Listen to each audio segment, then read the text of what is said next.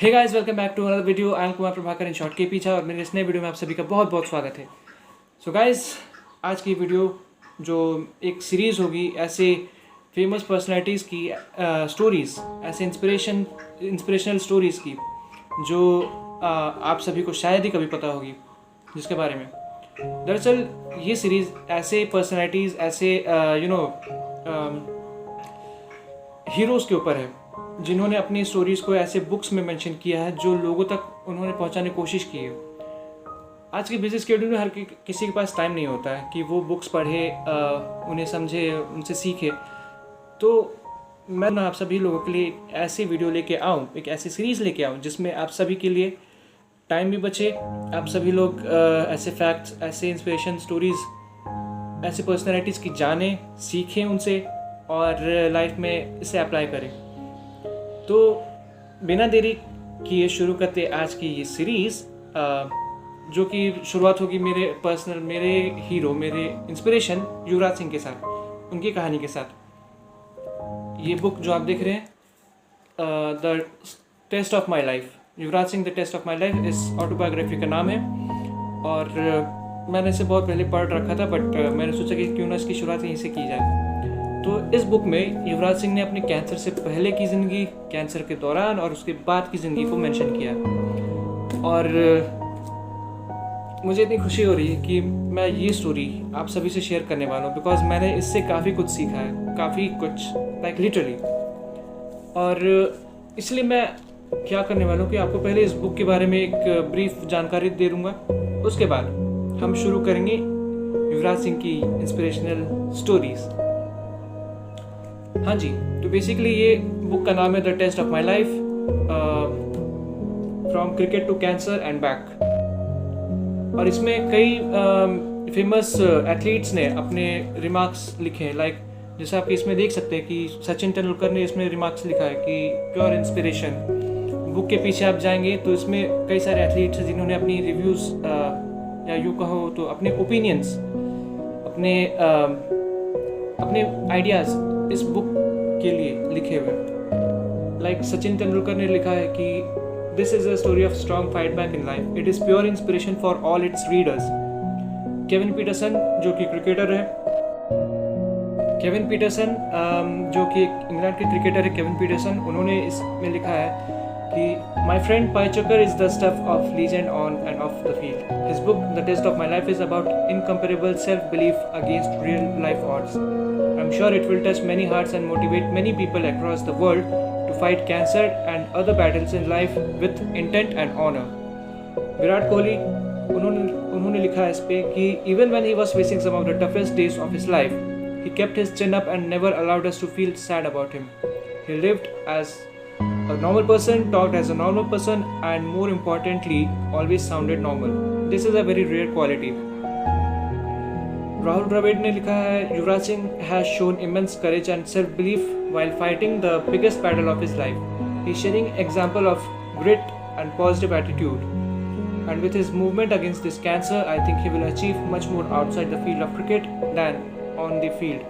And when I say this, I know he has achieved a lot on the field as well.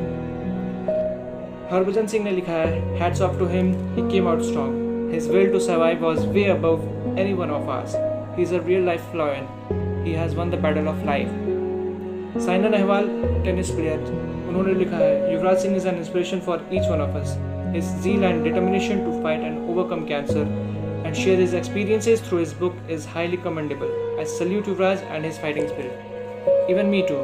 मैं युवराज सिंह को तहे दिल से hats off करता हूँ कि इन्होंने जिस तरीके से अपनी लाइफ की बैटल लड़ी है और उसे जीता है। लाइक सीरियसली बहुत ही कम लोगों में ये क्वालिटी होती है कि नेवर टू गिव अप। और मैं यही चीज़ आप सभी लोगों को as an inspirational story share करना चाहता हूँ।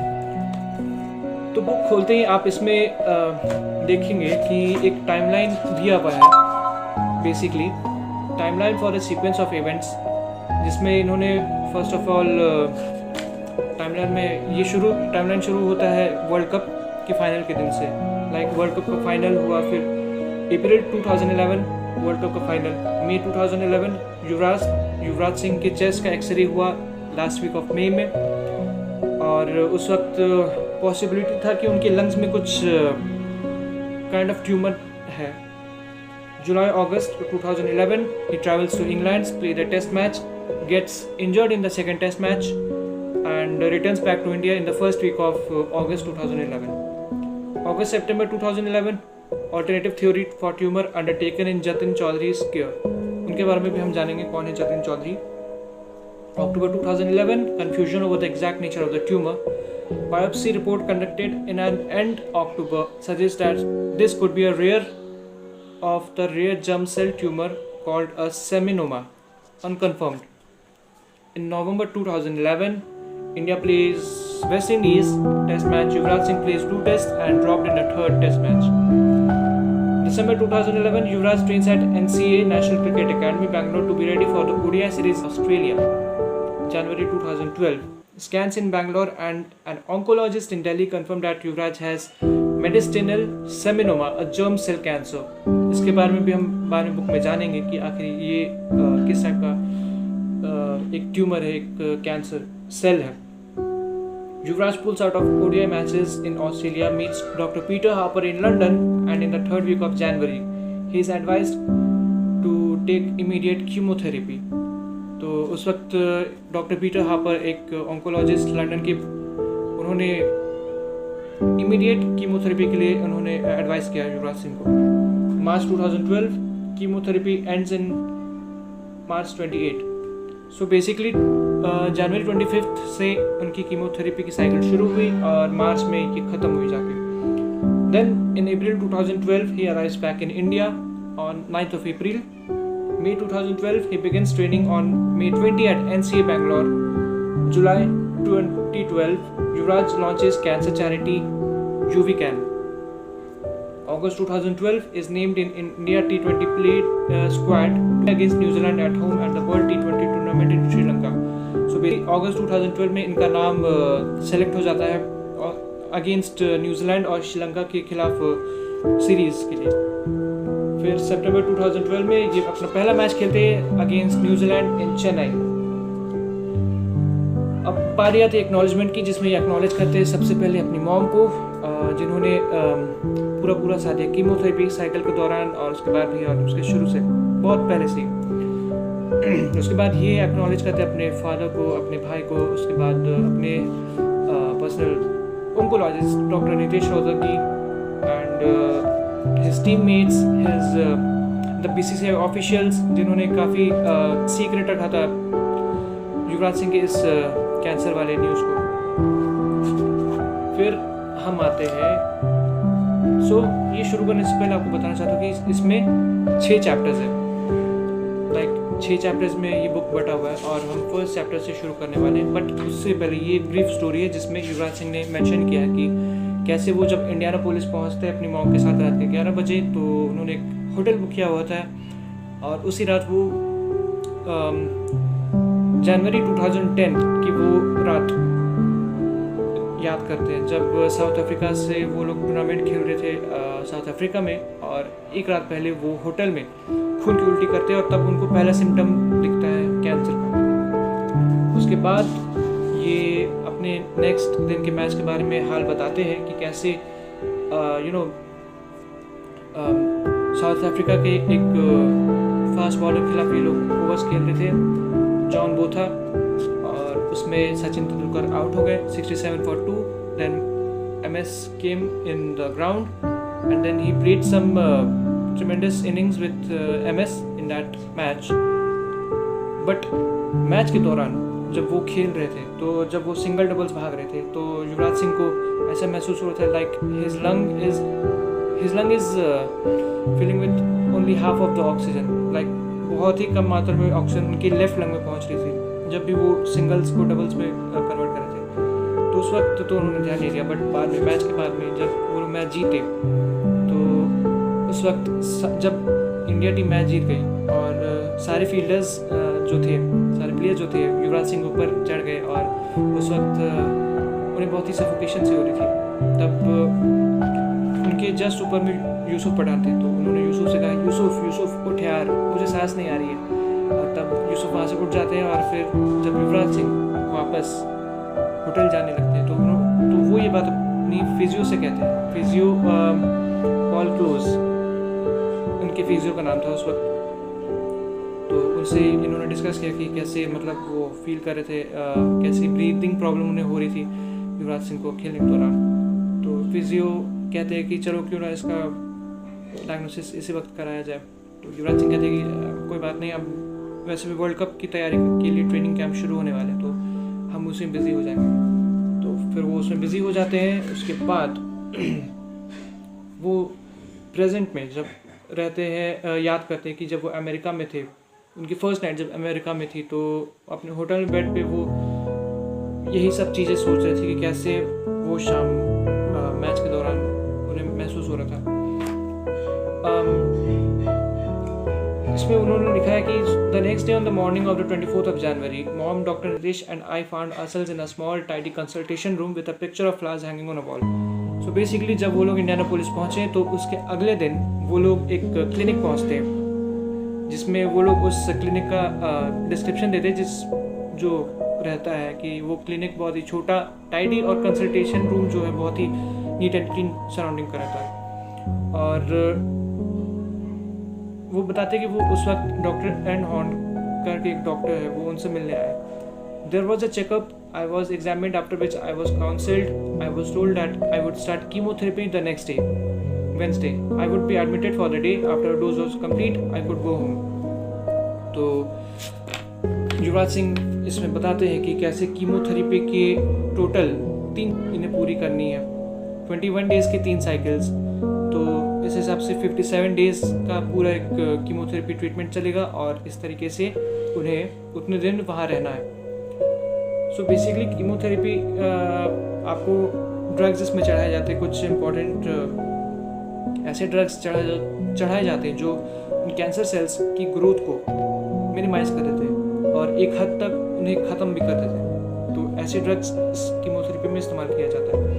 तो इसके बारे में युवराज सिंह ने लिखा है, बताया है इसके बारे में कि कैसे फर्स्ट से जब उनको डोज लगा तब वो छोटी सी शीशी में से उनको पहले तो सलाइन चढ़ाया गया, उसके बाद उनको ड्रग सप्लाई करना शुरू किया गया। तब उसमें 1 घंटे 2 घंटे 3 घंटे जैसे टाइम लगा पूरा ड्रग्स उनकी बॉडी में जाने के लिए।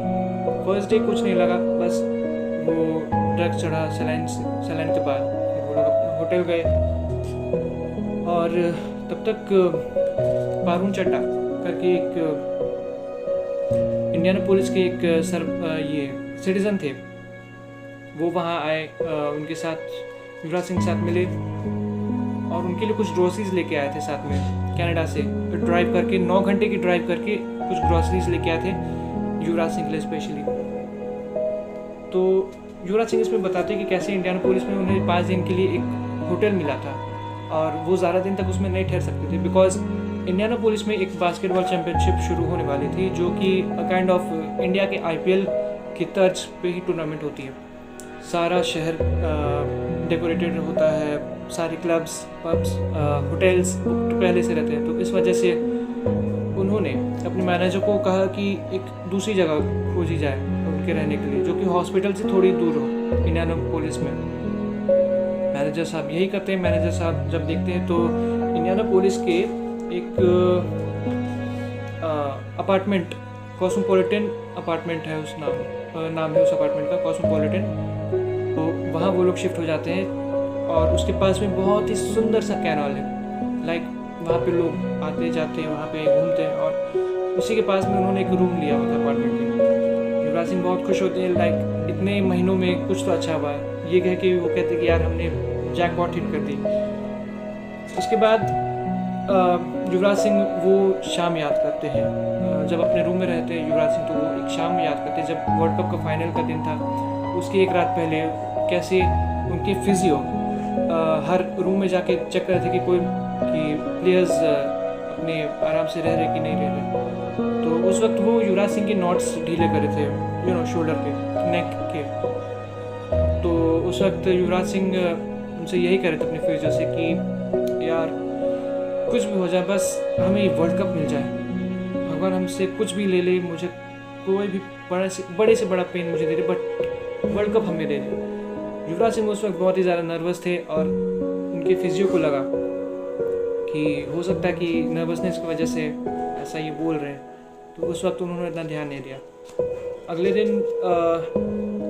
मैच शुरू होने से पहले युवराज सिंह ने कुछ टिकट्स खरीदे अपने दोस्तों के लिए, अपने मॉम के लिए, जिसमें उन्हें लगभग 3 लाख रुपए खर्च करने पड़े टिकट्स के लिए। और वो बताते कि कितनी मुश्किल से उन्होंने अपने मुंबई फ्रेंड्स के लिए वो टिकट्स खरीदे थे। जब उन्होंने अपनी मॉम को ये बात बताया कि उनके लिए उन्होंने टिकट्स लिए हैं, तो उनकी मॉम कहती है, ये कह के मना कर देती कि वो स्टेडियम नहीं जाएंगे because she is too nervous than Yuvraj Singh. Yuvraj Singh जितना नर्वस रहते हैं उससे कहीं ज़्यादा नर्वस उनकी मॉम रहती है। फिर युवराज सिंह ये कहते कि हो सकता है कि मॉम उस दिन फाइनल के दिन हो सकता है कि गुरुद्वारे में प्रे कर रही होंगी या फिर शहर के अराउंड कार से घूम रही होंगी, रेडियो पे सुन रही होंगी उसको। ऐसा कह के वो अपनी मॉम के बारे में बताते कि शायद ऐसा मॉम ने किया होगा। तो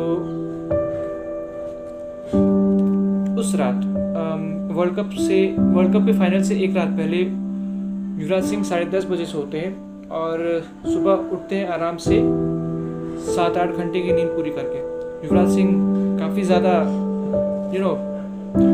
एस्टॉनिश्ड रहते हैं कि आखिर पूरे वर्ल्ड कप के दौरान उन्होंने ठीक से बिल्कुल नहीं सोया, उन्हें ठीक से बिल्कुल नींद नहीं आई बिकॉज उनके नेक प्रॉब्लम की वजह से। पूरे टूर्नामेंट में उनको नेक प्रॉब्लम ने बहुत तंग किया, जिसकी वजह से वो ठीक से सो नहीं पाते थे। बट वर्ल्ड कप फाइनल के एक रात पहले उन्होंने चैन से आराम से सोया, बिना किसी ब्रेक के। और फिर वो कहते हैं कि किस तरीके से उन्होंने वर्ल्ड कप जीता। ब्रीफ डिस्कशन इसके बारे में बाद में करते हैं युवराज सिंह अपने बुक में, बट ये कहते हैं कि जब उस शाम वर्ल्ड कप जीत गए तो उन्हें लगा कि फाइनली उन्होंने कुछ ऐसा करके दिखाया जो उनके डैड ने कभी एक्सपेक्ट किया था उनसे। इसके बारे में भी बहुत एक कहानी है कि कैसे उनके डैड ने उन्हें क्रिकेट स्पोर्ट्स में लेके आए, जो खुद एक क्रिकेटर रह चुके हैं, योगराज सिंह उनके डैड। और इसमें वो बताते कि he have been a part of 3 world cup winning teams, India under nineteen world cup in 2000, the ICC World T20 in 2007 and the biggest of them all, ICC World Cup 2011. He was player of the tournament in the under-19 World Cup, missed that same honor by 1 point in 2007 and got it again in 2011. Not too bad a record for one life. What do you say? ऐसा युवराज सिंह कहते हैं अपने records के बारे में, कहते हैं कि काफ़ी अच्छा रिकॉर्ड ही रहा है हमारे लिए, ऐसा उनका कहना है। Many months later and thousands of kilometers away, a lifetime has passed and that's how it felt. As I confessed all this to Ritesh, I started thinking of it as my deal with the God. It had been, I said, a clean deal. Yuvraj Singh उस वक्त रितेश जो उनके एक family friend हैं और Indian police में उनके साथी में थे, तो उनसे वो इसके बारे में बातें करी कि आखिर कैसे इससे निपटा जाए इस सिचुएशन से। उस वक्त का सिचुएशन कितना बेटर था वर्ल्ड कप के टाइम का, और उन्हें रियलाइज़ इस बात का बहुत ही शॉकिंग लग रही थी बात सोच के कि अभी तो हमने वर्ल्ड कप जीता यार, और अचानक से ये कैंसर डायग्नोसिस एंड ऑल उन्हें कुछ समझ में नहीं आया। फिर वो खुद से सवाल करते हैं कि मैंने वर्ल्ड कप जब मैंने इंडिया के लिए खेलना शुरू किया, जब मैंने विकेट्स लेने शुरू किए, जब मैंने स्टुअर्ट ब्रॉड को 6 छक्के मारे, जब मैंने इंडिया को वर्ल्ड कप जिताया 3 बार, तो क्या मैंने कभी ऊपर वाले से पूछा कि मैं ही क्यों? तो अब जब मुझे कैंसर हुआ है और जब मैं इस बीमारी से लड़ रहा हूँ, तो अब मुझे कोई हक नहीं है कि मैं उनसे पूछूं मैं ही क्यों।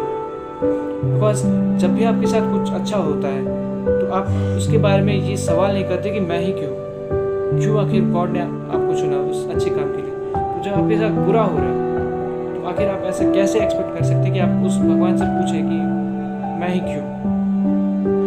ऐसा युवराज सिंह का मानना है, और काफ़ी हद तक मेरा भी यही मानना है कि आखिर क्यों? जब आप अच्छे वक्त से गुजरे तो आप कभी पूछते नहीं हैं कि आखिर मेरे साथ ऐसा क्यों हो रहा है। तो जब अगर आपके साथ बुरा हो रहा तो आपको कोई हक नहीं बनता कि आप उस ऊपर वाले से पूछा कि मैं ही क्यों उससे जूझूं। तो यही युवराज सिंह कहते हैं कि क्या मैंने कैंसर मांगा था ऊपर वाले से, क्या यही मेरी किस्मत में है। इस तरह के हज़ारों सवाल उनके मन में चल रहे थे, हज़ारों तरह के सवाल, लाइक लिटरली। फिर उन्हें ये रियलाइज़ होता है कि वो अपने ब्लेसिंग्स को काउंट करें, कितने उनकी ब्लेसिंग्स हैं उनके ऊपर, कितने लोग उन्हें चाहते हैं, उनके लिए कितनी उनकी कितने वेल विशर्स हैं। इस बात को जब वो सोचते हैं तो फिर ये चीज़ें उनके दिमाग से टोटल ये चीज़ें क्लियर सॉर्ट आउट हो जाती हैं। इंडिया से आने के बाद उन्होंने कहा कि इंडिया से आने के बाद जब ट्रीटमेंट मेरा हो गया कंप्लीट, तो मुझे इंडियन कैंसर सोसाइटी एक सेक्रेटरी ने मुझसे कहा कि Yuvi, the way you have fought your battle in the open, you willingly और unwillingly have become the brand ambassador for cancer survivorship. यानी एक इंडियन कैंसर सोसाइटी के सेक्रेटरी जो थे, उन्होंने यूवी से कहा कि यूवी, जिस तरीके से आपने इस कैंसर को हराया है, आप अनचाहे तरीके से आप कैंसर सर्वाइवर्स के लिए एक मिसाल बन गए, एक ब्रांड एम्बेसडर बन गए। तो उन्होंने ये भी कहा कि यूवी से उन्होंने ये भी कहा कि मुझे आज तक कभी याद नहीं आया कि किसी सेलिब्रिटी को, किसी फेमस पर्सन को कभी कैंसर हुआ है नरगिस दत्त के अलावा। तो युवराज सिंह रियलाइज़ करते कि ब्यूटीफुल नरगिस दत्त के अलावा जिन्हें कैंसर था, उनके अलावा कैंसर फिर युवराज सिंह को भी कैंसर हुआ। और अब वो इस बारे में सोचते हैं तो उन्हें इस बात से डर नहीं लगता कि वो इस बारे में बात करें, इस बारे में सोचे, या फिर इस कैंसर के बारे में कभी बात करे किसी से, कभी इसके बारे में सोचे या इससे लड़े, इस बारे में सोचे, कभी उन्हें डर नहीं लगा। उन्होंने कहा कि ये सब चीज़ें बिल्कुल आसान नहीं है। जैसे ही वो एक दिन बाद जब इंडिया रिटर्न करते तो उन्होंने अपने मुंबई फ्रेंड्स के साथ टाइम स्पेंड किया। तो उस वक्त एक दोस्त हंसी मजाक में कहता है कि यार 2012 कितना अच्छे से पास हो गया है ना, आई होप कि 2012 और अच्छे तरीके से पास हो जाए। Then Yuvi thought 2012, like seriously. Yuvraj Singh shock थे। उन्होंने कहा कि यार अभी तो हमने वर्ल्ड कप जीता है। दोस्तों को लगा कि यूवी उनके उस दोस्त की टांग खींच रहे हैं। फिर वो लोग हंसी मजाक में ये कहते हैं कि यूवी दिस इज 2011, और इस तरीके से वो लोग यूवी की टांग खींचने लगते हैं। तब यूवी कहते हैं कि it's a horrible feeling to misplace the happiest day of your life. Obviously ये बहुत ही दुख की बात है कि आप अपने ज़िंदगी के सबसे खुशहाल पल आप मिस कर दें कभी। तो उन्होंने एक और बात कही है कि जब वो कैंसर से कीमोथेरेपी ले रहे थे उसमें कैंसर के दौरान, तो यूवी एक बुक अपने साथ रखे हुए थे, उससे पढ़ रहे थे, और उस बुक का नाम था it's not about the bike by Lance Armstrong. Lance Armstrong नाम के एक ऑथर है, उन्होंने इस बुक को लिखा था it's not about the bike, जो खुद उनकी कहानी भी इसी एक बीमारी की वजह से कैसे उन्होंने सर्वाइव किया लैंस आर्मस्ट्रॉन्ग ने, उसके बारे में ये बुक है। तो उस पूरे कीमोथेरेपी के दौरान उन्होंने उस बुक को पढ़ डाला, और तब वो उस बुक को एक as a friend, as a guide और एज अ एक दोस्त की तरह उन्होंने उस बुक को पढ़ा, और उस बुक ने उन्हें काफ़ी नई चीज़ें सिखाई, काफ़ी अच्छी चीज़ें उन्हें सिखाई और काफ़ी हेल्प किया उन्हें आगे बढ़ने में। तो दोस्तों ये जो कहानी है ये है इसका पहला भाग जो हमने ख़त्म किया, प्रोलॉग इट्स अ डील नाम करके ये चैप्टर है। इसके बाद हम अगले वीडियो में पढ़ेंगे नेक्स्ट चैप्टर में, और उस वीडियो में आपको बताएंगे कि कैसे ये बचपन में किस तरीके के ये स्टूडेंट हैं, किस तरीके की ये एक किस तरीके के ये बच्चे रहे, कितने शैतान, कितने प्रैंक से भरे एक नॉटी लड़का। इसके बारे में हम डिस्कस करेंगे अपने अगले वीडियो में। अगले वीडियो में आपको ये पूरी दास्तां, ये कहानी आपको बताऊंगा। और तब तक के लिए मुझे बताइए कि आपको ये कहानी कैसी लगी, आपको ये सीरीज़ जो मैंने शुरू की इनिशिएटिव, आपको कैसा लगा। प्लीज़ ज़रूर comment down in the comment section and tell me आपको ये कैसी लगी। और दोस्तों के साथ ज़रूर शेयर कीजिएगा इस वीडियो को, क्योंकि ये जो सीरीज़ मैं आपके लिए लेके आया हूँ ये बहुत ही इंस्पिरेशनल और बहुत ही अमेजिंग हीरोज़ की कहानी है, और इसकी शुरुआत इस सीरीज़ से मैं शुरू कर चुका हूँ। तो प्लीज़ इसे ज़रूर शेयर कीजिएगा। चैनल सब्सक्राइब नहीं किया तो शेयर और सब्सक्राइब दोनों कर दीजिए। तब तक के लिए मिलते हैं नेक्स्ट वीडियो में। तब तक के लिए tata, goodbye and stay safe and stay happy. Piece.